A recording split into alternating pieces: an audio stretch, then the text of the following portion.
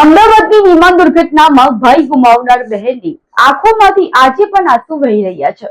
અમદાવાદમાં બનેલી દુઃખદ વિમાન દુર્ઘટનાને આજે 1 વર્ષ પૂર્ણ થયું છે, પરંતુ ભરૂચ જિલ્લામાં જંબુસર તાલુકાના સારોદ ગામના પટેલ પરિવાર માટે સમય જાણે થંભી ગયો હોય તેવી સ્થિતિ સર્જાઈ છે।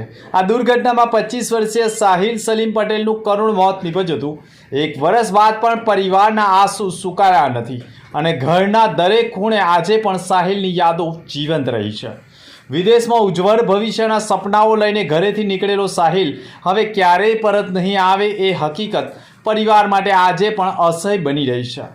માતા પિતા સહિત સમગ્ર પરિવાર હજુ પણ આ આઘાતમાંથી બહાર આવી શક્યો નથી। સાહિલના પિતા સલીમ પટેલે કહ્યું હતું કે સંતાન ગુમાવવાનું દુઃખ કોઈ પણ માતા પિતા માટે સૌથી મોટી પીડા હોય છે।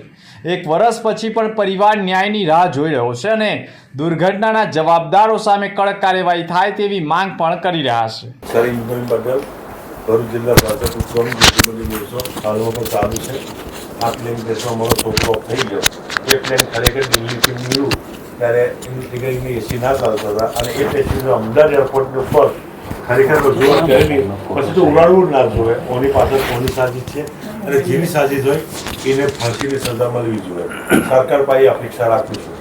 આ દરમિયાન સાહિલની બહેન સાહિસ્તા પટેલે પણ પોતાની વ્યથા વ્યક્ત કરી હતી અને ઘરમાં સૌથી નાના ભાઈને ગુમાવતો આઘાત અમારા પરિવાર માટે અસહ્ય રહ્યો છે।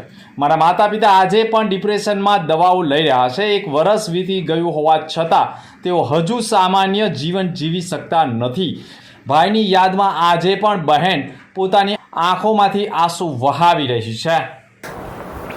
મારું નામ સાહિસ્તા છે અને મારો ભાઈ સાહિલ સલીમ પટેલ 25 વર્ષનો હતો જ્યારે ઇન્ડિયાના પ્લેન ક્રેશમાં ગુજરી ગયેલ છે।